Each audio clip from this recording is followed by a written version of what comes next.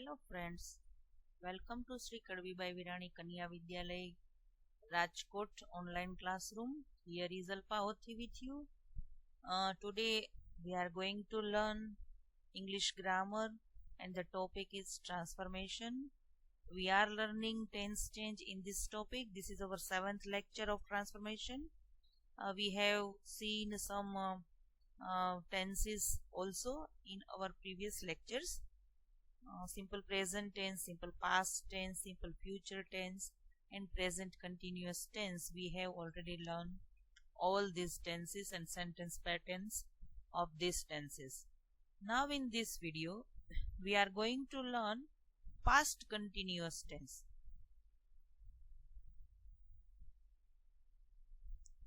Past continuous tense એટલે કે ચાલુ ભૂતકાળ. બરાબર? ચાલુ વર્તમાન કાળ જે આપણે ભણી ગયા છીએ એના સંદર્ભમાં જ તમે આ કાળ જુઓ તો આ ચાલુ ભૂતકાળ છે.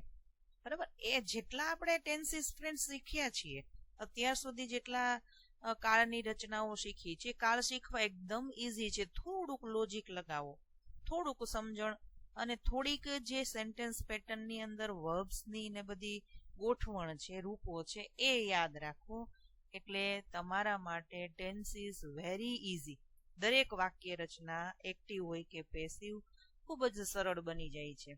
એક ટેન્સના સંદર્ભમાં બીજો ટેન્સ શીખવાનો. ફોર એક્ઝામ્પલ સિમ્પલ પ્રેઝન્ટ હોય તો એના સંદર્ભમાં સિમ્પલ પાસ્ટ શીખીએ કે ભાઈ સિમ્પલ પ્રેઝન્ટ છે તો એની નકાર વાક્ય રચના કે પ્રશ્નાર્થ વાક્ય રચના બનાવવા ડુ કે ડઝની સાથે V1 નો યુઝ થાય છે.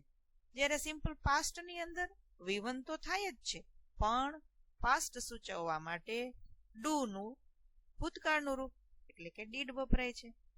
બરાબર? તો સેમ એવી જ રીતે તમે જે પ્રેઝન્ટ કન્ટિન્યુઅસ ટેન્સ શીખેલા છો એના સંદર્ભમાં જો પાસ્ટ કન્ટિન્યુઅસ ટેન્સની બધી પેટર્ન્સ છે એ શીખો તો ખૂબ ઈઝી થઈ પડશે. બરાબર? તો સૌપ્રથમ આપણે એનો યુઝ જોઈ લઈએ. ભૂતકાળમાં અમુક ચોક્કસ સમયે ક્રિયા ચાલુ હતી તે દર્શાવવા આ કાળનો ઉપયોગ થાય છે. પાસ્ટની વાત છે. જો ભૂતકાળમાં ક્રિયા પૂરી જ થઈ ગઈ હોય, બરાબર, અમુક સમયે ક્રિયા બની અને પૂરી થઈ ગઈ છે ત્યારે આપણે સાદા ભૂતકાળનો ઉપયોગ કરીએ છીએ. પણ ભૂતકાળમાં અમુક નિશ્ચિત સમયે ક્રિયા ચાલુ હતી એવું બતાવવાનું હોય ત્યારે આપણે આ કાળનો ઉપયોગ કરીએ છીએ. કીવર્ડ્સ કેવા હોય છે તો આપણે જાણીએ જ છીએ, અગાઉ તમે ભણી ગયેલા જ હશો કે વેન વાઇલ વાળી જે રચનાઓ યુઝ થતી હોય છે. બરાબર? તો ખાસ કરીને વાઇલ સાથે ચાલુ ભૂતકાળનો ઉપયોગ આપણે કરતા હોઈએ છીએ. તો વેન વાઇલ બંને સંયોજક તરીકે વપરાયા હોય ત્યારની વાત છે. પછી ધેન એટલે કે તે સમયે, એટ ધેટ ટાઈમ. જો અહીંયા આ વસ્તુ યાદ રાખવી કે પ્રેઝન્ટ કન્ટિન્યુઅસ ટેન્સ હોય તો એટ ધીસ ટાઈમ એવો શબ્દ હોય. બરાબર? અને ધેન ની બદલે શું હોય? નાવ હોય. અને હવે અહીંયા પાસ્ટની વાત કરવાની છે એટલે પાસ્ટની વાત કરવાની છે એટલે અહીંયા આપણને ધેન આપેલું છે ને એટ ધેટ ટાઈમ આપેલું છે. તો વેન વાઇલ જેવા સંયોજક વપરાયા હોય, ધેન હોય, એટ ધેટ ટાઈમ હોય અથવા ભૂતકાળમાં ચોક્કસ સમય આપ્યો હોય ત્યારે વેન વાળું વાક્ય સાદા કાળમાં અને વાઇલ વાળું વાક્ય ચાલુ કાળમાં હોય છે. આ ખાસ ધ્યાન રાખજો. હવે આપણે એની ફોર્મેશન્સ જોઈએ. જુદા જુદા પ્રકારની વાક્ય રચનાઓ અને એમાં પણ સૌ પ્રથમ એફર્મેટિવ સેન્ટેન્સીસ એટલે કે હકાર વાક્યો. હકાર વાક્યોની અંદર એક્ટિવ વોઇસ. એક્ટિવ વોઇસની વાક્ય રચના કેવી હશે? જુઓ, તમારા સામે અહીંયા વાક્ય રચના છે. તમે આ વાક્ય રચનાને પ્રેઝન્ટ કન્ટિન્યુઅસ સાથે કમ્પેર કરો. કેટલો ફેર છે? એક જ વસ્તુનો ફેર છે. કઈ વસ્તુ? ટુ બી નું રૂપ. પ્રેઝન્ટ કન્ટિન્યુઅસ ટેન્સમાં ટુ બી નું રૂપ એમ, ઇઝ કે આર હતું. બરાબર? કારણ કે પ્રેઝન્ટ સૂચવતું હતું. હવે અહીંયા વોઝ કે વેર છે. બસ આટલો જ તફાવત છે પ્રેઝન્ટ કન્ટિન્યુઅસ અને પાસ્ટ કન્ટિન્યુઅસ ની. એફર્મેટિવ, નેગેટિવ કે ઇન્ટ્રોગેટિવ, એક્ટિવ કે પેસિવ, બધી જ રચનાઓમાં એક જ વસ્તુનો ફેર છે. બરાબર? કઈ વસ્તુ? ટુ બી નું રૂપ. જો એટલા માટે જ આપણે સૌ પ્રથમ ટ્રાન્સફોર્મેશનની શરૂઆત કરી ત્યારે જ મેં તમને આ જે હેલ્પિંગ વર્બ્સ છે બધા એ હેલ્પિંગ વર્બ્સ છે એના રૂપો છે એ શીખવી દીધેલા હતા. તો તમે આ જોઈ શકો છો એક્ટિવ વોઇસ ની અંદર સબ્જેક્ટ, વોઝ, વેર, V1 અને ING, ઓબ્જેક્ટ, ત્યાર પછી અને અધર વર્ડ્સ. બરાબર. ફોર એક્ઝામ્પલ જોઈએ તો અહીંયા વોઝ અને વેર એ પણ આઈડિયા રાખવાનો કે વોઝ છે એક વચન સાથે આવશે અને વેર છે એ બહુવચન સાથે આવશે. બીજા પુરુષ યુ, બરાબર, એક વચન હોય કે બહુવચન બંનેની સાથે વેર આવે છે. પછી ક્રિયાપદને ING લગાડેલું એટલે કે વર્તમાન કૃદંતનું રૂપ મૂકીશું. એક્ઝામ્પલ જોઈએ તો I was watching a film then, they were buying a new book then. આ એક્ટિવ વોઇસ ની વાક્ય રચના થઈ. ત્યાર પછી પેસિવ વોઇસ ની વાક્ય રચના જોઈએ તો આપણે જાણીએ છીએ કે પેસિવ વોઇસ ની વાક્ય રચના હોય તો શરૂઆત ક્યાંથી કરવાની? ઓબ્જેક્ટ થી કરવાની. બરાબર. ઓબ્જેક્ટ થી કરીએ એટલે ત્યાર પછી વોઝ કે વેર. અને આ પણ જાણીએ છીએ કે પેસિવ બનાવવા માટે ચાલુ કાળની અંદર બિંગ નો ઉપયોગ થાય છે. આ વસ્તુ આપણને ખબર છે. પછી આ પણ ખબર છે કે V3, બરાબર, ક્રિયાપદના ભૂતકૃદંત વગર પેસિવ રચના શક્ય બને નહીં. તો affirmative sentence past continuous tense ની પેસિવ વોઇસમાં સૌપ્રથમ ઓબ્જેક્ટ, પછી was, were, being, V3, by, subject અને અધર વર્ડ્સ. દાખલા તરીકે એક્ઝામ્પલ્સ જોઈએ તો ઉપર જે સેન્ટેન્સીસ લીધા છે એની જ અહીંયા આપણે પેસિવ ફોર્મેશન લીધેલી છે બીકોઝ તમને વોઇસની પ્રેક્ટિસ પણ સાથે સાથે મળતી રહે. તો a film was being watched by me then. બરાબર. a film એ ઓબ્જેક્ટ છે, તેની સાથે વોઝ, ત્યાર પછી બિંગ અને વોચડ એ V3 એટલે કે વોચ ક્રિયાપદનું ભૂતકૃદંતનું રૂપ છે. ત્યાર પછી બાય અને મી એ આઈ નું મી કરેલું છે.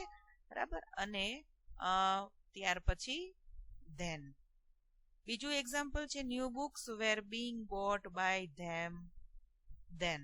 બરાબર. અહીંયા ન્યૂ બુક્સ છે એ બહુવચન છે એટલે તેની સાથે આપણે વેર લીધેલું છે. તો new books were being bought by them than.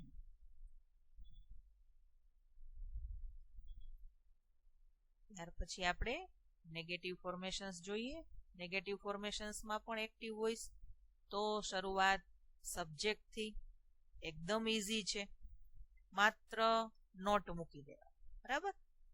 જે એફર્મેટિવ સેન્ટેન્સની વાક્ય રચના છે તેમાં ટુ બી ના રૂપ પછી નોટ મૂકી દો. This is our negative sentence. Okay. જુઓ, સબ્જેક્ટ, પછી કરતા પ્રમાણે વોઝ કે વેર, ત્યાર પછી નોટ, પછી V1 અને ING વાળું રૂપ, ઓબ્જેક્ટ અને other words. For example I was not watching a film then અને they were not buying new books then. Passive voice પણ સેમ એવું જ. ટુ બી ના રૂપો વોઝ કે વેર પછી મૂકી દો નોટ. બરાબર. એટલે આપણી પાસે આવી ગઈ પેસિવ વોઇસ ની નેગેટિવ રચના. પેલા ઓબ્જેક્ટ, વોઝ, વેર, ઓબ્જેક્ટ પ્રમાણે વોઝ કે વેર. બરાબર. પછી નોટ, બિંગ, ક્રિયાપદનું ભૂતકૃદંતનું રૂપ, બાય, સબ્જેક્ટ અને અધર વર્ડ્સ. ફોર એક્ઝામ્પલ્સ અહીંયા આપણે આપેલા છે. A film was not being watched by me then અને new books were not being bought by them then. તો અહીંયા ખાસ યાદ રાખજો, જે વિધાન વાક્ય રચના છે તેમાં વોઝ કે વેર એટલે કે ટુ બી ના રૂપો પછી નોટ મૂકી દઈએ એટલે નેગેટિવ સેન્ટેન્સીસ બની જાય છે ને. ઈઝી, ખૂબ જ ઈઝી છે. ટેન્સીસ તમે જેટલા સમજો છો એટલા અઘરા નથી, ખૂબ જ સરળ છે. માત્ર ને માત્ર એક ટ્રીક છે, એ તમે પકડી લો અથવા તો એ ટ્રીક પ્રમાણે તમે ચાલો એટલે ટેન્સીસ છે એકદમ ઈઝી છે. બરાબર. વાક્ય રચનાઓ ખૂબ સરળ થાય અને આમાં તમે ચોક્કસથી રોકડા માર્ક્સ મેળવી શકો. બોર્ડની એક્ઝામમાં 2 માર્કનું ટેસ્ટ પૂછાય છે તો 2 માર્ક્સ તમને રોકડા મળે. પરફેક્ટ સાચું લખાવું જ લખી જ શકો તમે બીકોઝ તમે જાણો છો કે અહીંયા વર્બના ફોર્મેશનમાં જ માત્ર ચેન્જ કરવાનો આવે છે. તો આ છે નેગેટિવ રચનાઓ. નેક્સ્ટ આપણે હવે ઇન્ટ્રોગેટિવ ફોર્મેશન જોઈએ. ઇન્ટ્રોગેટિવ ફોર્મેશનમાં એક્ટિવ વોઇસ. તો આપણે જાણીએ જ છીએ કે કોઈ પણ ઇન્ટ્રોગેટિવ સેન્ટેન્સીસ હોય એટલે શરૂઆત તેના સહાયકારક ક્રિયાપદથી થાય. અહીંયા આપણે પાસ્ટ કન્ટિન્યુઅસ ટેન્સમાં સહાયકારક ક્રિયાપદ વોઝ કે વેર લીધેલું છે. એટલે શરૂઆતમાં વોઝ કે વેર. અહીંયા ખાસ ધ્યાન રાખવાનું કે વોઝ મૂકો કે વેર, બરાબર, W કેપિટલ આવશે. ઓકે, તો વોઝ કે વેર, પછી સબ્જેક્ટ અને ક્રિયાપદનું ING વાળું રૂપ, ઓબ્જેક્ટ, પછી અધર વર્ડ્સ અને ક્વેશ્ચન માર્ક તો ભૂલવાનું નહીં. એક્ઝામ્પલ્સ જોઈએ એના. Was I watching a film then, જે અગાઉ સેન્ટેન્સીસ લીધેલા છે એનું જ આપણે અહીંયા ઇન્ટ્રોગેટિવ સેન્ટેન્સીસમાં અહીંયા એક્ઝામ્પલ તરીકે આપેલું છે. Were they buying new books then, આ એક્ટિવ વોઇસ રચના હતી. હવે પેસિવ ફોર્મેશન. પેસિવ ફોર્મેશનમાં પણ સહાયકારક ક્રિયાપદ વોઝ કે વેર વાક્યની શરૂઆતમાં આવશે. પછી પેસિવ વોઇસ છે એટલે ઓબ્જેક્ટને મહત્વ આપવાનું હોય એટલે ઓબ્જેક્ટ આવશે ત્યારબાદ. અને પેસિવ રચનામાં આ એક વસ્તુ યાદ રાખી લ્યો, છે ને સરળ બીંગ અને V3 તો આવશે જ. પ્રેઝન્ટ કન્ટિન્યુઅસની પેસિવ વોઇસ હતી રચનાઓ, એમાં પણ બીંગ અને V3 તો આવતું જ હતું. માત્ર ચેન્જ ક્યાં હતો? તો વોઝ વેર ની બદલે પ્રેઝન્ટમાં એમ ઇઝ આર, અને પાસ્ટ હોય તો વોઝ કે were. Was were object being V3 by subject other words અને ક્વેશ્ચન માર્ક. સેમ વાક્ય રચનાઓ હોય છે, માત્ર ને માત્ર ક્રિયાપદના રૂપો ચેન્જ થાય. એક્ઝામ્પલ્સ પણ જોઈ લ્યો અહીંયા. Was a film being watched by me then, were new books being bought by them then, બરાબર. તો અહીંયા અ ફિલ્મ એ એક વચન છે એટલે તેની સાથે વોઝ લીધેલું છે. અને એક ખાસ ધ્યાન રાખવાનું કે પેસિવ બનાવતી વખતે જ્યારે તમે આ બીંગ નો યુઝ કરો છો ત્યારે એ બીંગ ક્યાં મૂકવાનું? ઓબ્જેક્ટની પછી. ઘણી વખત આવી ભૂલ થતી હોય છે કે વોઝ બીંગ અ ફિલ્મ, બરાબર, તો આવું કરવાનું નહીં. પણ ક્યાં મૂકવાનું? તો ઓબ્જેક્ટ મૂકી દો, ત્યાર પછી જ બીંગ અને V3 હંમેશા સાથે રાખવા. તો આ પાસ્ટ કન્ટિન્યુઅસ ટેન્સની વાક્ય રચનાઓ છે. આઈ હોપ કે તમને સરસ રીતે સમજાઈ ગઈ હશે, બરાબર. આ બધી જ વાક્ય રચનાઓ છે એ પ્રેઝન્ટ કન્ટિન્યુઅસ સાથે કમ્પેરિઝન કરી અને એક વખત તાલમેલ મેળવી જોજો ને જોજો કે ક્યાં ચેન્જ છે. ફરી એક વખત કહું છું, આપણે કન્ક્લુઝન રૂપે આખો પાસ્ટ કન્ટિન્યુઅસ ટેન્સ જોઈએ તો એક્ટિવ વોઇસની અંદર વોઝ વેર પ્લસ ING વાળું રૂપ, બરાબર. કેટલું યાદ રાખવાનું?